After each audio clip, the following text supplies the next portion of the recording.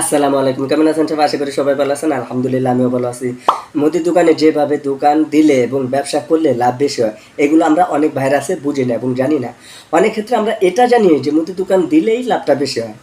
হ্যাঁ, এটাও হতে পারে। আবার এরকমটা আছে যে মালের থেকে আপনি লাভ করবেন, কাস্টমারের কাছ থেকে লাভ করবেন, পণ্য থেকে লাভ করবেন, কোম্পানির কাছ থেকে লাভ করবেন, দোকানের থেকে মাল আনলে এবং প্রোডাক্ট আনলে সেখান থেকে লাভ করবেন। এ টু জেড বিস্তারিত সমস্ত কিছু এই ভিডিওতে আপনাকে দেখানো হবে, বোঝানো হবে এবং মানে একটা রুলস থাকে, যে কোনো একটা জিনিস একটা রুলস থাকে, নিয়ম থাকে, কারণ থাকে। সেটা যদি আপনি না জানেন তাহলে আপনি সারা জীবন ব্যবসা করলেও আপনি টাকা ইনকাম করতে পারবেন না, বাংলা কথা বলতে গেলে। তবে যদি আপনি এই ভিডিওটি যদি একবার দেখেন কিংবা আপনি যদি একটু ফলো করেন একদম শুরু থেকে শেষ পর্যন্ত, তাহলে ব্যবসাটা কিভাবে করতে হবে এবং কিভাবে বিজনেসটা শুরু করতে হয় এবং ব্যবসাটির কিছু নিয়মকানুন আছে, সেগুলো আপনি একদম ক্লিয়ার হয়ে যাবেন। ওকে বন্ধুরা, এই ভিডিওতে আমি সেগুলোই দেখানোর চেষ্টা করব, সেগুলো আমি দেখানোর চেষ্টা করব। এবং ম্যানুয়ালিভাবে যারা আমাকে কমেন্ট করে থাকেন, রিসেন্টলি আমাকে অনেক ভাইরাসে কমেন্ট করে থাকেন, আমি তাদেরকে বলতে চাই একদম শুরু থেকে শেষ পর্যন্ত দেখতে থাকুন। এই ভিডিওটি আপনার অনেকটা হেল্পফুল হবে এবং উপকারী হবে। কিভাবে একটি বিজনেস শুরু করবেন, কিভাবে আপনি টাকা ইনকাম করবেন, কিভাবে আপনি প্রোডাক্ট বিক্রি করবেন, সেখান থেকেও আপনি ইনকাম করবেন এবং কোম্পানির কাছে থেকে প্রোডাক্টগুলো কিনবেন, নাকি আপনি দোকানের থেকে, পাইকারি দোকানের থেকে প্রোডাক্টগুলো আনবেন, যেটা লাভ বেশি হবে আমি সেটাই দেখানোর চেষ্টা করবেন। ওকে বন্ধুরা, তবে তার আগে বলে নিই, যারা এখন পর্যন্ত ভিডিওতে লাইক করেন না, দয়া করে ভিডিওতে লাইক করবেন, নতুন হলে চ্যানেলটি সাবস্ক্রাইব করে আমাদের সাথে দেখুন। ওকে বন্ধুরা, এখন আমি এই বিষয়টি একদম ক্লিয়ার করার চেষ্টা করব। ফার্স্ট টাইমে আসা যাক। নাম্বার ওয়ান যেটা, সেটা আপনাকে ফোকাস করতে হবে আসলে আপনি ব্যবসার যে কিছু নিয়ম কারণ থাকে সেগুলোর রুলস আপনি জানেন কিনা, এটা হচ্ছে বড় ফ্যাক্ট। এখন দেখা যাইতেছে এরকমটা হতে পারে যে একজন লোক মুদি দোকান দিছে, একজন লোক মুদি দোকানে ব্যবসা করতেছে, একজন লোক চায়ের দোকানে ব্যবসা করতেছে, একজন লোক কসমেটিকের দোকানে ব্যবসা করতেছে। আচ্ছা, এখানে আমি তিনটা ব্যবসার কথা বললাম। এইগুলোর ভিতরে থেকে আপনি কোনটা বুঝেন এবং আপনার কোনটার প্রতি আইডিয়া এবং কোনটা করলে আপনি বেঁচে থাকতে পারবেন এবং কোনটা আপনার প্রতি অভিজ্ঞতা বলো, সেটাই হচ্ছে আপনার মেন। এখন দেখা যাচ্ছে যদি এরকমটা থাকে যে আপনি মুদি দোকানের ব্যবসার ভিতরে আপনার কোনো আইডিয়া নেই, চায়ের দোকানের ভিতরে আপনার কোনো আইডিয়া নেই, কসমেটিক দোকানের ভিতরে আপনার কোনো আইডিয়া নেই, এই তিনটা ব্যবসার দিকে যদি কোনোটা আইডিয়া না থাকে, আরও বিভিন্ন ধরনের ব্যবসা আছে, তাহলে সেগুলো থেকে কোনো একটি ব্যবসা যদি আপনি সিলেক্ট করেন এবং বেছে নেন, তাহলে সেখান থেকে আপনি যদি ব্যবসা করেন তাহলে কি আপনি টাকা ইনকাম করতে পারবেন? এই প্রশ্নটা আমি আপনার কাছে রাখলাম। দেখেন, ম্যানুয়ালিভাবে যারা ব্যবসা করে থাকেন 99% মানুষ কী করে, ব্যবসা করার আগে যদি আগে পরে করে থাকে তাহলে বেশ ভালো কথা। তাছাড়াটা এরকমটাই হয়, যেরকম কারোর সাথে বুদ্ধি পরামর্শ করে, অনেকে এসে আবার দোকান ফলো করে যে আপনি একটি বিজনেস করবেন, সেই ক্ষেত্রে কী হয় জানেন, যে আপনি একটু ফলো করতেছেন যে আসলে এই ভাইটা, ধরে নিন আপনি একটি মুদি দোকানে ব্যবসা করবেন কিংবা চায়ের দোকানে ব্যবসা করবেন কিংবা কসমেটিকের দোকানে ব্যবসা করবেন। আমরা জানি অনেক ভাইয়ের আছে বিভিন্ন ধরনের ব্যবসা করতে চায়। আচ্ছা, আপনাকে কসমেটিকের দোকান দিয়ে আপনাকে শুরু করতেছে, আপনি একটি কসমেটিকের দোকানে ব্যবসা করবেন, শুরু থেকেই তো আপনি বিজনেসটা করতে পারবেন না।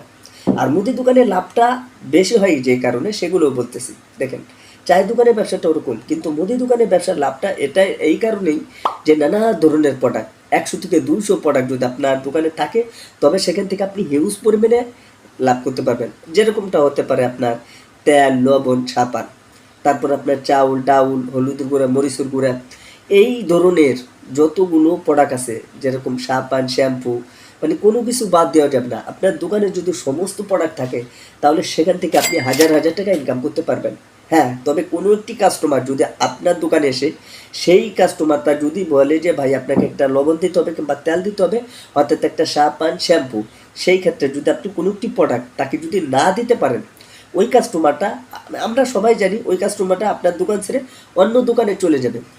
আচ্ছা, কি হবে? যার ফলে কি হইতেছে যে ফার্স্ট টাইমই আপনার দোকানে একটি কাস্টমার আসলো, তখনই আপনি একটি প্রোডাক্ট দিতে পারলেন না, তখন আপনার নিজের কাছেও খারাপ লাগবে।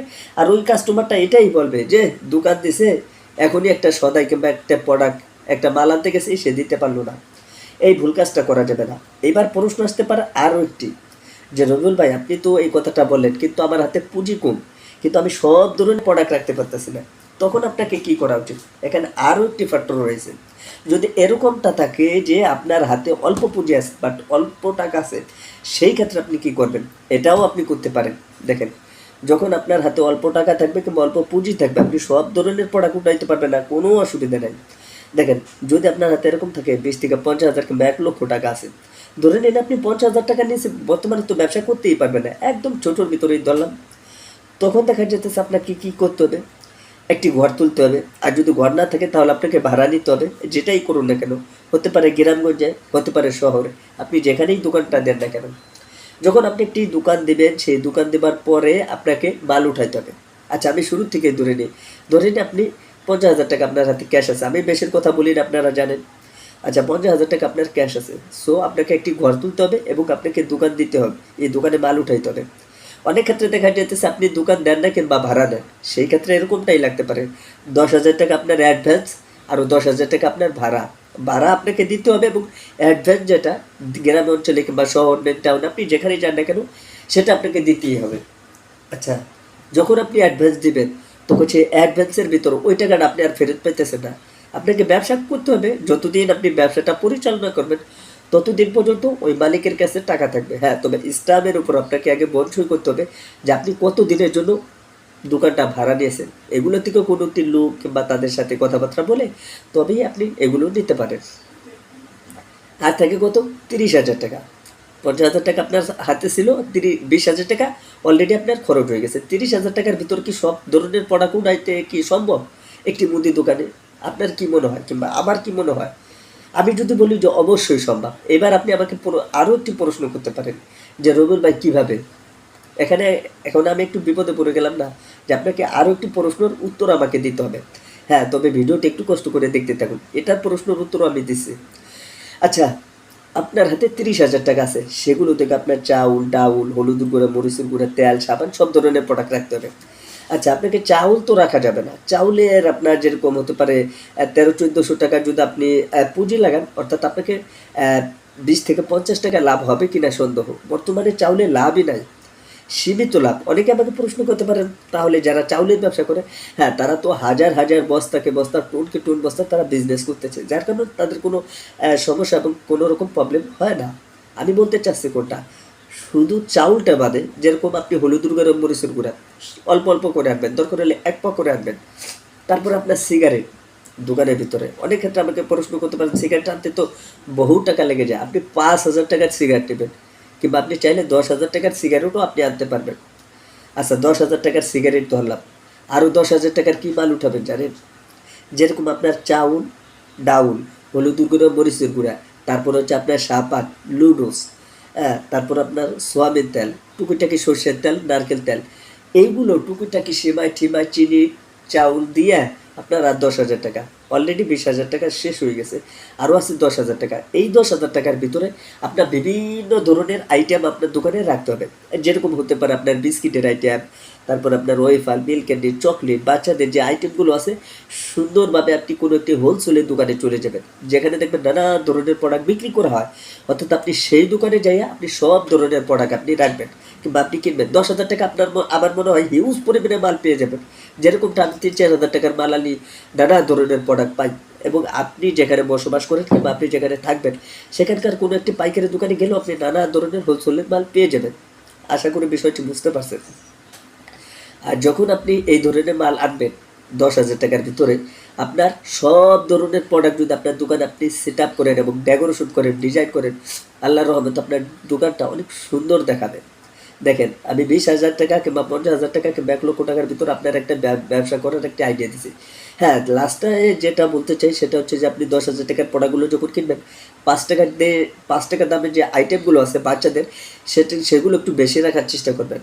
কিসের জন্য এই কথাটা বলতেছি? বাচ্চারা বেশিরভাগটা 5 টাকায় এনে থাকে। অনেক ক্ষেত্রে দেখা যাইতেছে বাচ্চাদের ক্ষেত্রে যেটা লাভ করবেন আপনি, বড় মানুষের কাছ থেকে সেই লাভটা আপনি করতে পারবেন না। তো আমি সবসময় একটা কথা বলতে চাই, বাচ্চাদের যে বিষয়টি সেটা আপনাকে ফোকাস করতে হবে এবং কি লক্ষ্য করতে হবে। মূলত আজকে এই ভিডিওতে একদম আপনাদেরকে বোঝানোর চেষ্টা করলাম এবং দেখানোর চেষ্টা করলাম একটি বিজনেস কীভাবে করতে হয়। আর প্রত্যেকটা মুদি দোকানে লাভ যেটা বেশি হয় এইভাবেই, যেরকম আপনি বেকারে একটা প্রোডাক্ট রাখলেন, সেখান থেকে আপনার 15 থেকে 20 টাকা লাভ করবেন, বিস্কুটি থেকে 20 টাকা 30 টাকা, এভাবেই প্রত্যেকটা ঠান্ডা ঠুন্ডা সব কিছু থেকে আপনি লাভ করতে পারেন। অনেকে আমাকে প্রশ্ন করতে পারেন যে ভাই আপনি 10,000 টাকা সিগারেটের কথা বলেন, আরও 10,000 টাকার ভিতরে আপনি চাউল ডাউল, আরও 10,000 টাকা আপনার হোলসেলের, এর ভিতরে থেকেও যেরকম আপনি বাংলাদেশে যদি ভিডিওটি দেখে থাকেন, যেরকম হতে পারে যে আপনার মোয়াজো, তারপরে স্পিরিট, তারপরে বাংলাদেশে যতগুলো পণ্য আছে, প্রোডাক্ট আছে, সেগুলো থেকে আপনি ব্যবসা মানে মালগুলো কিনতে পারবেন। তাহলে কি হবে দেখা যেতেছে পুরো। আর অনেক ক্ষেত্রে আবার এই কথাটাও বলতে ভুলে গেছি যে ফ্রিজ, হ্যাঁ যদি আপনার যদি সমর্থ থাকে কিংবা যদি পরিচিত কেউ থাকে তবে একটা ফ্রিজ আপাতত আনতে পারেন দোকানের স্টার্টিং করার জন্য। আর যখন আপনার টাকা পয়সা হবে তখন দেখা যেতেছে আপনি একটি ফ্রিজ নিতে পারবেন অবশ্যই, এটা জরুরি এখন গরমের ভিতরে। তারপরে যেরকম গরমের ভিতরে কি চলে যেরকম আপনার ঠান্ডা বাম পানি, পরে আপনার টেস্টি স্যালাইন কিংবা এসএমসি ফুটি, আরও বিভিন্ন ধরনের যতগুলো স্যালাইন আছে কিংবা পানি জাতীয় এই ধরনের হিউজ পরিমাণ পরে পেয়ে যাবেন। ওই 10,000 টাকার ভিতরে এগুলো আপনাকে কিনতে হবে। মূলত এভাবেই যদি আপনি মালগুলো কিনেন কিংবা প্রত্যেকটা পানি প্রোডাক্ট, প্রত্যেকটা স্যালাইন কিংবা প্রত্যেকটা প্রোডাক্টের থেকে আপনি হিউজ পরিমাণের টাকা আপনি ইনকাম করতে পারবেন, লাভ করতে পারবেন। তো আমি সব কিছু বোঝানোর চেষ্টা করলাম। ভিডিওটি দেখে যদি একটু মনে হয় যে না আমি কিছু বুঝতে পারছি এবং শিখতে পারি, অবশ্যই একটি লাইক করবেন। আপনি যদি এই ভিডিওটি প্রথম দেখে থাকেন অবশ্যই ভিডিওতে একটি লাইক করবেন, নতুন হলে চ্যানেলটি সাবস্ক্রাইব করে আমাদের সাথে থাকবেন। এই ভিডিওটি আপনার বন্ধুদের মাঝে বেশি বেশি শেয়ার করবেন, তারা দেখে যেতে অনেক কিছু জানতে পারে, বুঝতে পারে এবং শিখতে পারে। মূলত আজকে এই বিষয় নিয়ে ভিডিও দেওয়ার ছিল। তো বন্ধুরা আজকের এই ভিডিওটাকে শেষ করে দেবো। সবাই ভালো থাকবেন, সুস্থ থাকবেন। পরবর্তী ভিডিওতে দেখা হবে। আল্লাহ হাফেজ।